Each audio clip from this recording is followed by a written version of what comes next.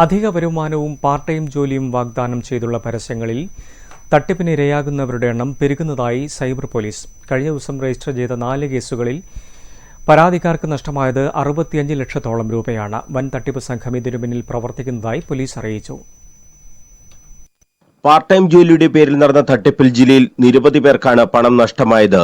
വിവിധ social media പ്ലാറ്റ്ഫോമുകളിലൂടെ ആളുകളെ ബന്ധപ്പെടുകയും അധിക വരുമാനം വാഗ്ദാനം ചെയ്തുമാണ് ലക്ഷ്യങ്ങൾ തട്ടിയെടുക്കുന്നത്. കഴിഞ്ഞ ദിവസം 4 കേസുകളാണ് കണ്ണൂർ സൈബർ പോലീസ് സ്റ്റേഷനിൽ രജിസ്റ്റർ ചെയ്തത്. 4 പരാതികളാണ് കഴിഞ്ഞ ദിവസം കണ്ണൂർ സൈബർ പോലീസ് സ്റ്റേഷനിൽ രജിസ്റ്റർ ചെയ്തത്. ഇതിൽ ഒരാൾക്ക് മാത്രം 47,61,000 രൂപ നഷ്ടമായി. 16,82,10 രൂപ നഷ്ടപ്പെട്ടയാളും പോലീസിൽ പരാതി നൽകി. മറ്റൊരാൾക്ക് 1,23,000 രൂപയും നഷ്ടപ്പെട്ടിട്ടുണ്ട്. 99,500 രൂപ, 7,200 രൂപ എന്നിങ്ങനെ നഷ്ടപ്പെട്ടവരും പരാതിയുമായി സൈബർ പോലീസിൽ എത്തി. സമീപകാലത്തായി 100-ലധികം പേർ ഇത്തരത്തിൽ പരാതിയുമായി പോലീസ് സ്റ്റേഷനിൽ എത്തിയിട്ടുണ്ട്. ഫോണിലേക്ക് ആകർഷകമായ വാഗ്ദാനങ്ങൾ നൽകി സന്ദേശം അയക്കുകയാണ് തട്ടിപ്പിന്റെ തുടക്കം.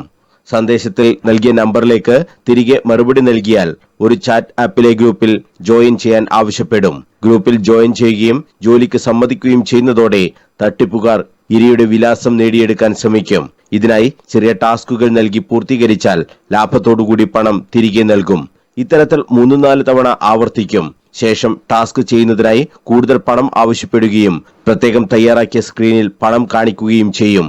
ടാസ്ക് പൂർത്തീകരിച്ചാൽ ലാഭത്തോടുകൂടി പണം സ്ക്രീനിൽ കാണിക്കുകയും ചെയ്യും.